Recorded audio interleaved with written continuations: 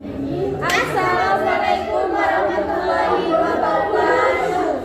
Kami dari Fakultas Kesehatan Prodi D4 Analis Kesehatan kelas B.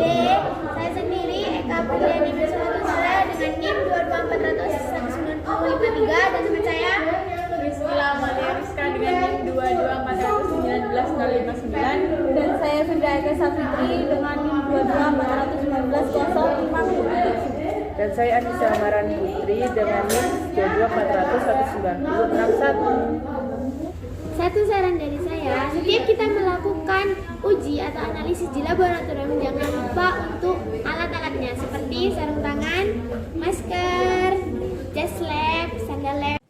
Assalamualaikum warahmatullahi wabarakatuh. Di sini saya akan menjelaskan tentang HPLC atau High Performance Liquid Chromatography. Merupakan teknik kromatografi yang digunakan untuk memisahkan campuran dari senyawa-senyawa pada kimia analitik dan biokimia, dan dengan tujuan untuk mengidentifikasi, mengukur atau memurnikan komponen. Prinsip kerjanya yaitu dengan bantuan pompa, fasa gerak cair dialirkan melalui kolom ke detektor. Cuplikan dimasukkan ke dalam aliran fasa gerak dengan cara penyuntikan. Di dalam kolom terjadi pemisahan komponen campuran karena perbedaan kekuatan interaksi antara solut terhadap fasa diam. Solut yang kurang kuat reaksinya dengan fasa diam akan keluar dari kolom lebih dahulu. Sebaliknya, solut yang kuat berinteraksi dengan fasa diam, maka solut-solut tersebut akan keluar kolom dideteksi oleh detektor, kemudian direkam dalam bentuk kromatogram. Terima kasih. Assalamualaikum warahmatullahi wabarakatuh. Ini saya akan menjelaskan bagian alat dan fungsi HPLC, yaitu pertama fase gerak dan reservoir pelarut. Fase gerak pada HPLC harus menggunakan pelarut dengan kemurnian yang sangat tinggi. Reservoir pelarut merupakan wadah penyimpanan fase gerak, biasanya berbentuk botol kaca dengan selang penghubung. Yang kedua adalah pompa. Pompa yang digunakan dalam HPLC haruslah pompa bertekanan tinggi agar dapat mendorong fase gerak dalam reservoir menuju kolom fase diam dan melewati detektor. Ketiga adalah injektor. Injektor merupakan tempat masuknya sampel ke dalam sistem HPLC. Yang keempat adalah sampel. Sampel yang dapat dianalisis menggunakan HPLC harus bersifat bening dan tidak ada endapan. Untuk itu, preparasi sampel diperlukan sebelum dianalisis. Yang kelima adalah kolom HPLC. Di dalam kolom akan terjadi pemisahan komponen sampel yang kemudian dapat dihitung waktu retensi masing-masing komponennya oleh detektor. Yang keenam adalah detektor. Detektor berfungsi untuk mendeteksi keberadaan komponen yang telah melewati kolom dan memberikan sinyal elektronik pada pengolahan data. Yang ketujuh adalah pengolahan data. Pengolahan data menampilkan output visual hasil analisis yang terbaca oleh detektor dalam bentuk kromatogram. Di sini saya akan menjelaskan bagaimana mekanisme kerja HPLC.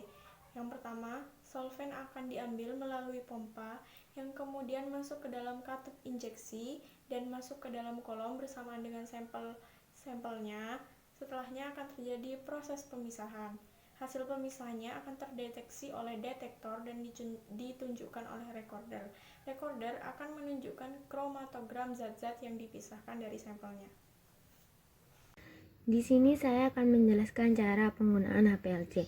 Yang pertama, persiapkan sampel yang akan dianalisis. Kemudian, lakukan pengecekan kabel ke sumber daya listrik. Lalu, nyalakan komputer dan setiap modul pada alat HPLC. Kemudian, buka atau double klik icon software yang ada di komputer HPLC. Lalu, perhatikan pipa atau selang outlet yang sudah terletak pada agar sudah terletak pada penampung yang benar. Kemudian, fokus ke software yang ada di komputer. Lakukan flush atau pull atau dikenal dengan pencucian kolom sebelum atau sesudah menggunakan alat.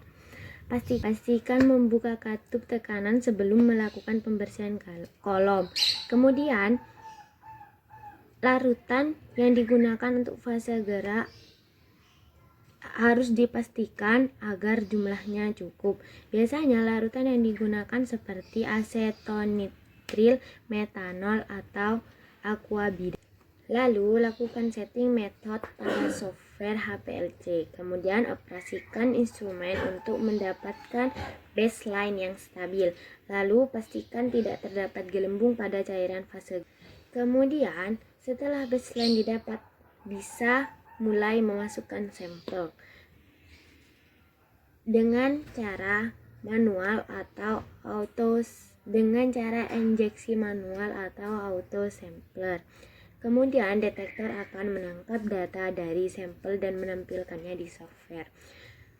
Jika diperlukan, lakukanlah optimasi. Lalu save atau print hasil pengukuran. Dan tahapan yang terakhir, keluarkan file dari auto sampler, lakukan flush atau membersihkan kolom, matikan alat, matikan komputer dan cabut sumber daya. Terus tutup HPLC dengan cover atau case.